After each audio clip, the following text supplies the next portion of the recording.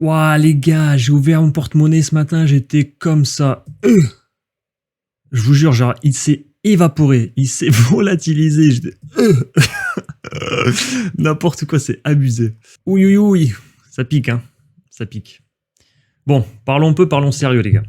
Si vous voulez comprendre le fonctionnement de Luna, comprendre pourquoi son prix a tant chuté, les répercussions que ça a eu, et si on pourrait un jour revoir des prix corrects pour Luna, si on pourrait le revoir dans le top 10, avoir un prix qui tournerait aux alentours des 100$, eh bien cette vidéo, les gars, elle est faite pour vous. C'est une vidéo super intéressante qui va contenir un giveaway minimum, donc restez bien jusqu'à la fin.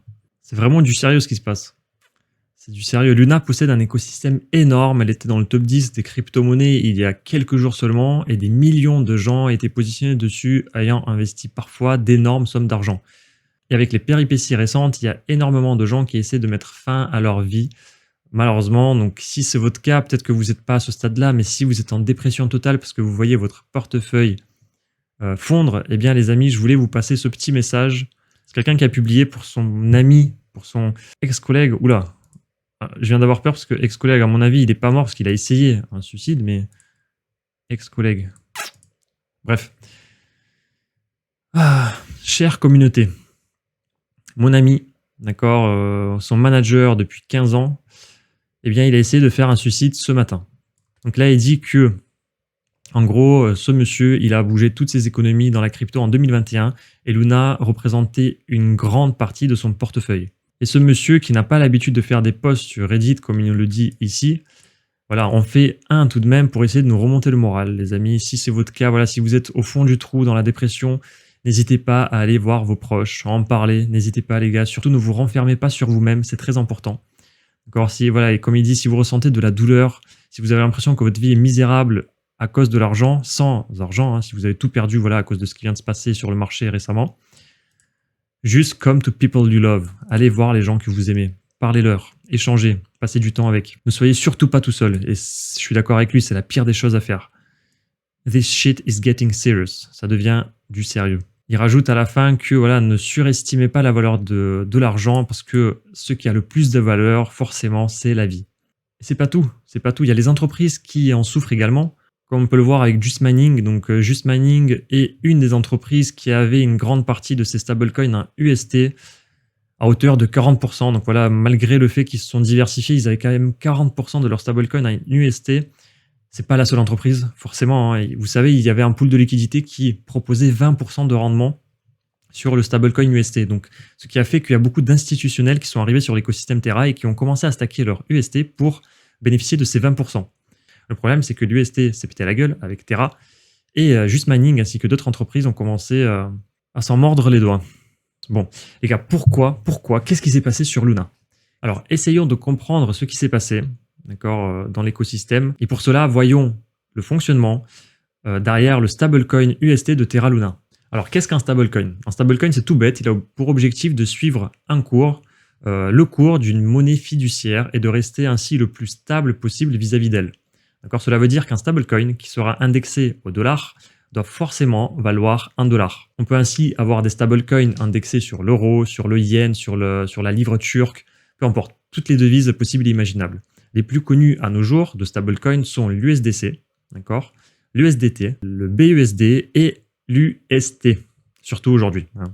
L'UST, donc, qui est le stablecoin de Terra Luna. Ils sont tous les quatre indexés sur le dollar. À la différence près, c'est que l'UST, à l'inverse de tous les autres stablecoins, parvient à faire cette prouesse de stabilisation du prix de façon algorithmique.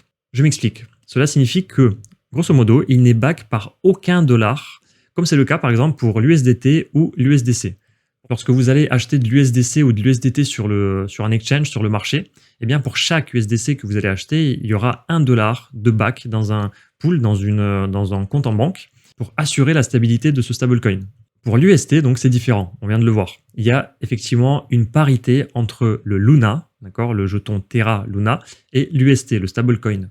Alors rien de mieux qu'un exemple pour comprendre. Imaginons qu'un UST vaille 1$ et que 1 Luna vaut 100$. Donc, vous faites le calcul, le petit calcul produit en croix, là, vous comprenez que pour acheter 1 Luna, il vous faut 100 UST.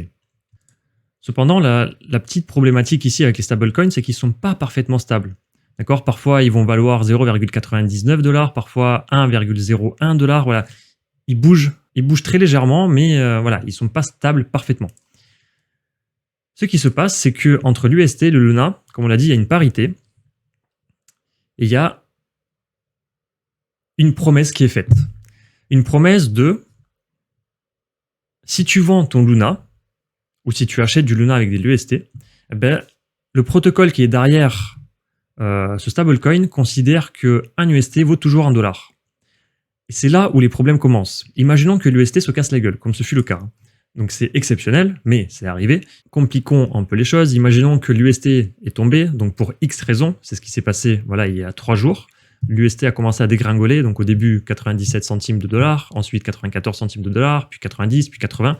Imaginons que l'UST est actuellement à 50 centimes de dollars, donc 0,5 $.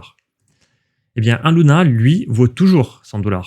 Donc vous faites le petit produit en croix toujours, et vous comprenez que pour acheter un Luna, il vous faut 200 UST. Cependant, comme je l'ai dit au début, il y a une promesse qui est faite sur le Luna, d'accord, sur cette parité Luna-UST, eh bien, on considère que l'UST vaut toujours 1 $.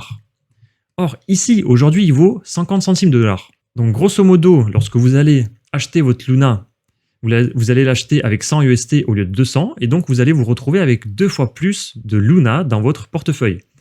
Et donc, ce qui se passe, c'est que lorsque l'UST commence à se casser la gueule, les gens, ils veulent sortir du marché. Pour sortir du marché, ils commencent à acheter du Luna. Lorsqu'ils achètent du Luna, ils se retrouvent avec plus de Luna que prévu dans leur portefeuille.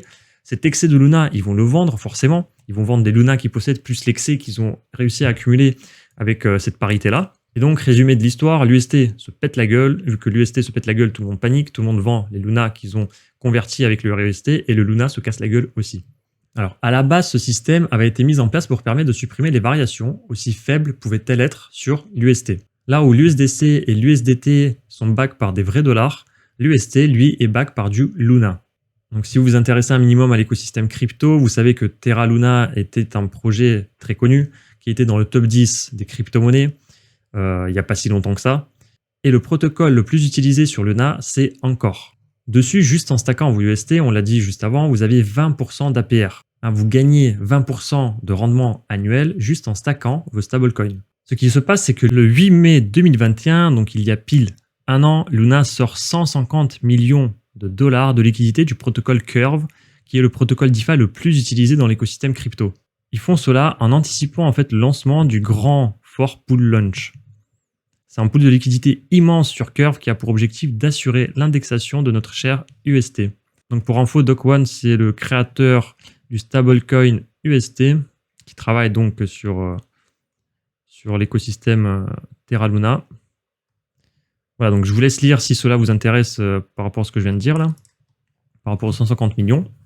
Ce qu'il faut savoir également, c'est que lorsqu'ils sortent leurs 150 millions, il y a une première attaque qui est réalisée. En effet, le protocole étant devenu vulnérable, un mec ou un groupe de personnes, on ne sait pas, va utiliser 350 millions de dollars pour drainer la liquidité sur Curve.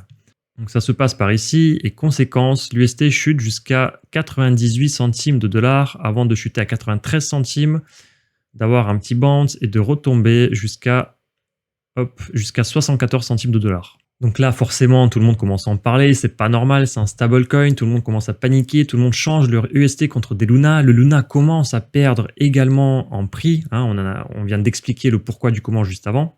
Et inévitablement, Luna utilise leur stock de Bitcoin pour faire remonter le cours de l'UST, ce qui fonctionne à premier abord, mais on verra quelques heures plus tard, comme on peut le voir ici sur l'écran, que ça ne tiendra pas bien longtemps.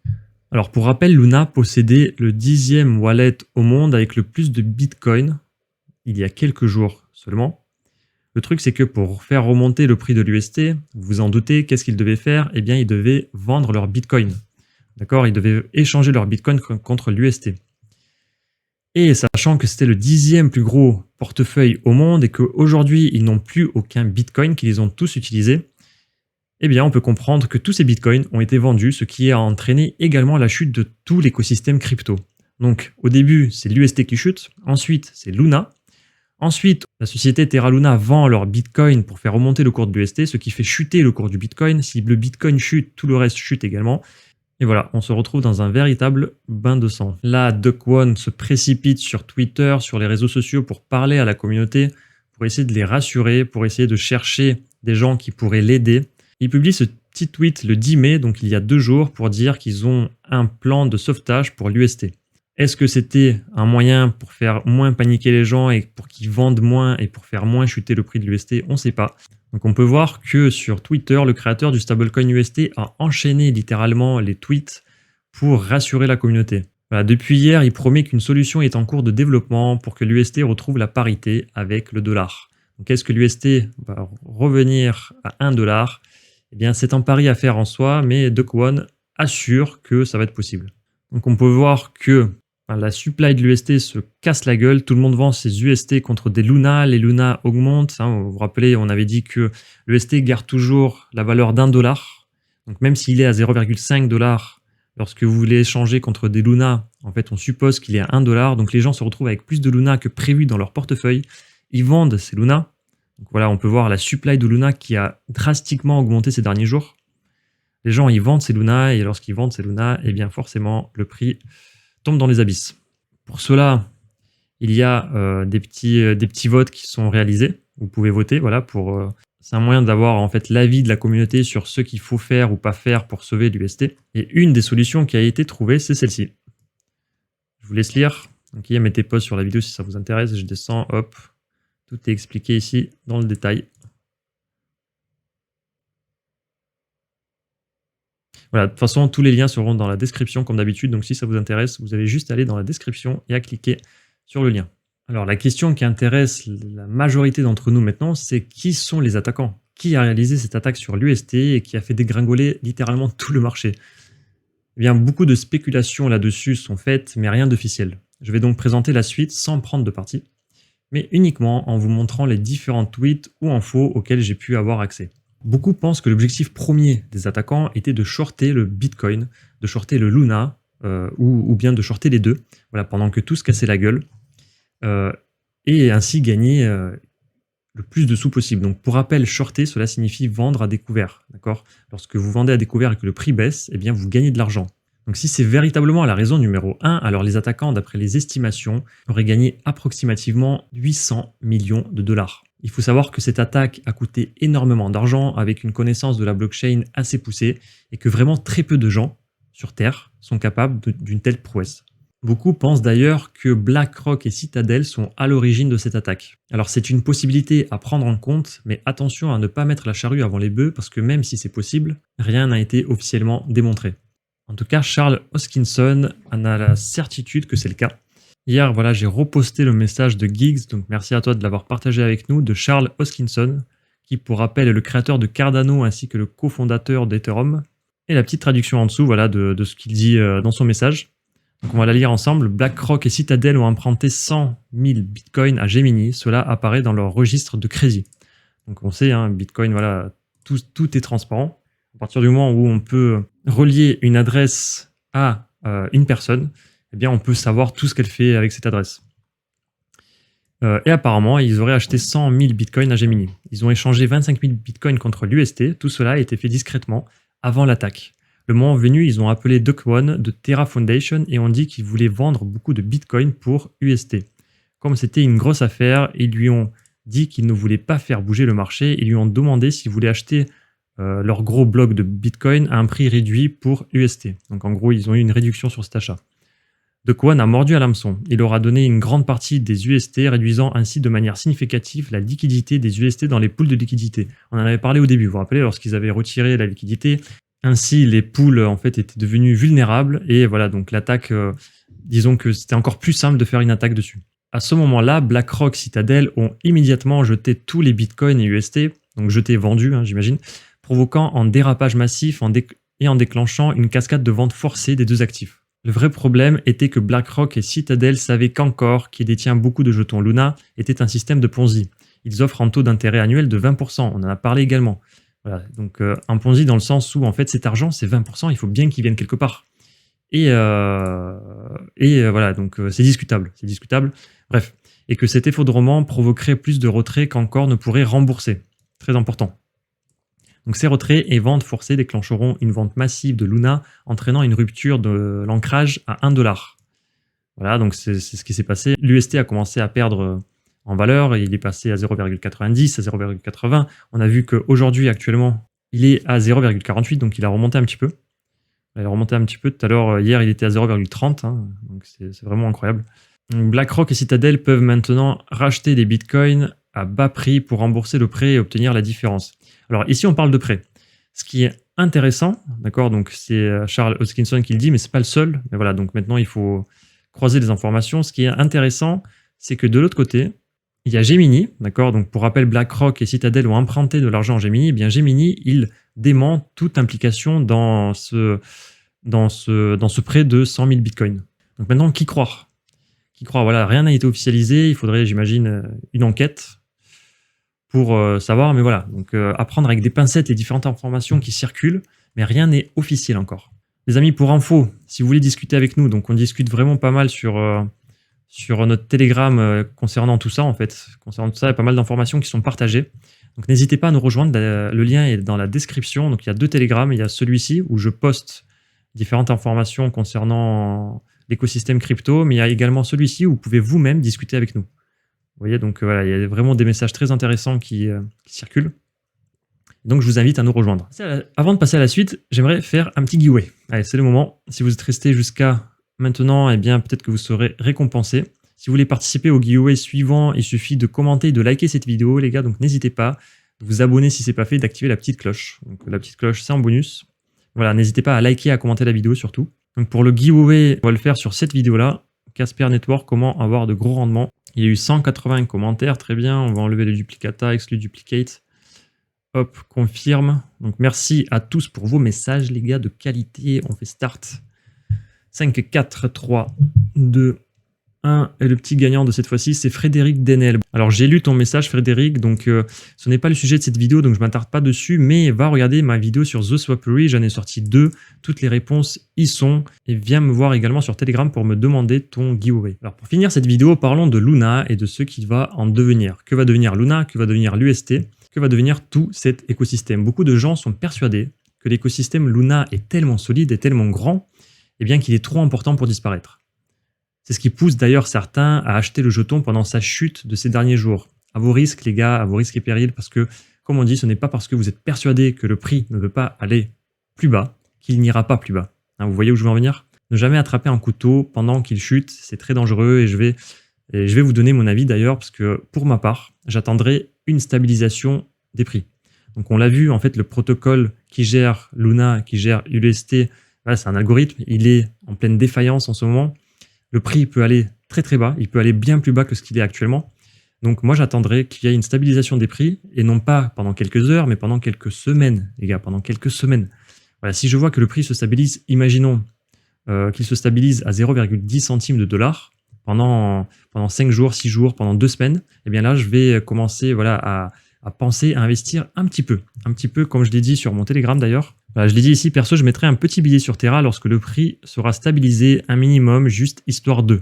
Si le jeton coule, tant pis. S'il revient dans le top 10, ça aurait été un bon pari. La confiance à court terme ne risque pas de revenir, mais à voir sur le long terme comme d'habitude.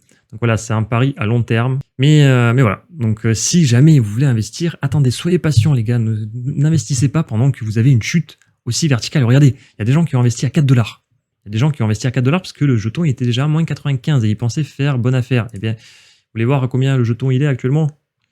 C'est où? C'est là. Actuellement, voilà, les gars, depuis, le jeton a été redivisé par 40. Il est à 0,13 centimes. Donc même là, vous allez vous dire, oui, mais ça y est, c'est genre l'affaire du siècle, je vais investir. Eh bien, imaginez, dites-vous que demain, ça se trouve, le prix va être divisé par 10 encore. Donc attendez une stabilisation, c'est vraiment le conseil que j'ai à donner. Quoi qu'il en soit, personne n'a de boule de cristal et tout comme on avait l'habitude de faire jusqu'à présent, tout ne reste que pure spéculation. Cependant, selon moi, Luna possède aujourd'hui un énorme écosystème, qui a déjà fait ses preuves, malgré les péripéties récentes qu'il y a sur l'écosystème, et beaucoup n'aimeraient pas voir ce projet tomber dans l'oubli. Donc je pense sincèrement que ce qui s'est passé récemment sur le projet, c'est malheureux, mais uniquement passager, d'accord ? Cela prendra peut-être des mois, voire des années avant que Luna retrouve la confiance de ses investisseurs, mais à mon avis, ça arrivera un jour ou l'autre. Voilà, bien évidemment, ce n'est que spéculation, les gars. Encore une fois, cela reste mon avis à moi. Donc voilà, j'aimerais d'ailleurs voir vos avis à vous. Donc n'hésitez pas à commenter cette vidéo et me dire ce que vous en pensez vous. En tout cas, on apprend tous de nos erreurs et je pense qu'aujourd'hui, tout le monde ayant les yeux rivés sur l'écosystème Luna va en apprendre beaucoup également. Voilà, que ce soit d'autres stablecoins, que ce soit d'autres blockchains de layer 1, d'autres projets DeFi, peu importe, ou tout simplement vous et moi, voilà, nous avons tous à apprendre quelque chose dans cette histoire. Je vous remercie d'avoir regardé cette petite vidéo. Si vous avez aimé, n'hésitez pas à la partager autour de vous. En tout cas, je vous dis bon courage, prenez soin de vous et à la prochaine. Ciao, ciao.